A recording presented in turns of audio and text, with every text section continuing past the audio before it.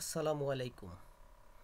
আমি আজকে আপনাদেরকে মাইক্রোসফট ওয়ার্ডের একটা খুবই গুরুত্বপূর্ণ কাজ দেখাবো, যে কাজটি আপনারা শিখে রাখলে পরবর্তীতে আপনাদের এইরকম কাজ করার জন্য খুব সহজ হয়ে যাবে। তো দেখুন, আমার কাছে 8টি পেজ রয়েছে। এই যে দেখুন, মাউসটির দিকে খেয়াল করবেন, আমার এই ফাইলটিতে 8টা পেজ রয়েছে। তো এইরকম আপনার কাছে কিন্তু অসংখ্য পেজ থাকতে পারে একটা ফাইলে। আপনার হঠাৎ করে আপনাকে বলা হলো যে এই এই যে ধরুন, এই 7 নাম্বার পেজটি আমার আর দরকার নেই। তো এই 7 নাম্বার পেজটি ডিলিট করতে হবে, শুধুমাত্র 7 নাম্বার পেজটি। তো 7 নাম্বার পেজটি ডিলিট করার জন্য আপনি কি করবেন? আমরা সাধারণত করে থাকি কি, এই লেখাটিকে সিলেক্ট করে নিয়ে লেখাটি Ctrl+X দিয়ে কাট করে নিলাম, তাহলে পাতাটা সাদা হয়ে গেল।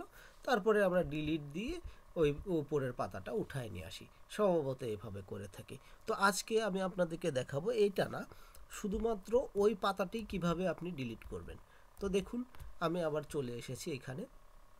তো তার জন্য আপনার কি করতে হবে? হোম মেনুতে ক্লিক করে হোম মেনুতে ক্লিক করবেন।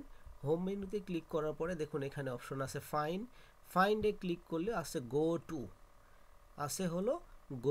টু। এখানে ক্লিক করতে পারেন, অথবা কিবোর্ড শর্টকাট থেকে আপনি ক্লিক করতে পারেন কন্ট্রোল কন্ট্রোল প্লাস জি। এই যে দেখুন, Ctrl+G যদি আপনি ক্লিক করেন এইভাবে Ctrl+G, তাহলেও গো টু অপশনটি চলে আসবে। এরপরে আপনার কি করতে হবে? কিবোর্ড থেকে ব্যাকস্ল্যাশ প্রেস করতে হবে।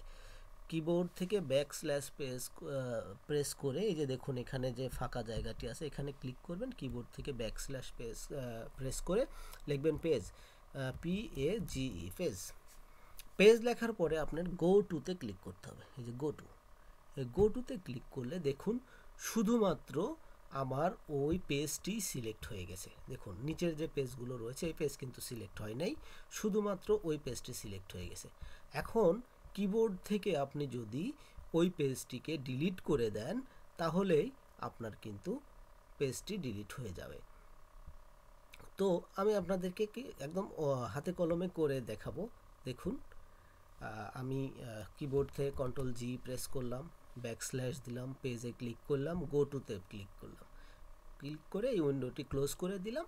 এরপরে কিবোর্ড থেকে ডিলিট প্রেস করে দিলাম। দেখুন আমার এখানে কিন্তু 7টা পেজ হয়ে গেছে। এখন আগে ছিল কিন্তু 8টা পেজ, এখন কিন্তু 7টি পেজ দেখাচ্ছে। তো এরকম আপনি সহজ এই ট্রিক্সগুলো আমার চ্যানেলে পাবেন।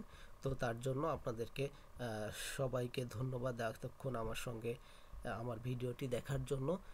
আমি আপনাদেরকে অবশ্যই বলবো যে এখনও যারা আমার চ্যানেলটিতে সাবস্ক্রাইব করেননি তারা অবশ্যই সাবস্ক্রাইব করবেন, এবং এরকম সুন্দর মজাদার ভিডিও আপনারা আমার চ্যানেল থেকে পাবেন এবং শিক্ষণীয় ভিডিওগুলো পাবেন।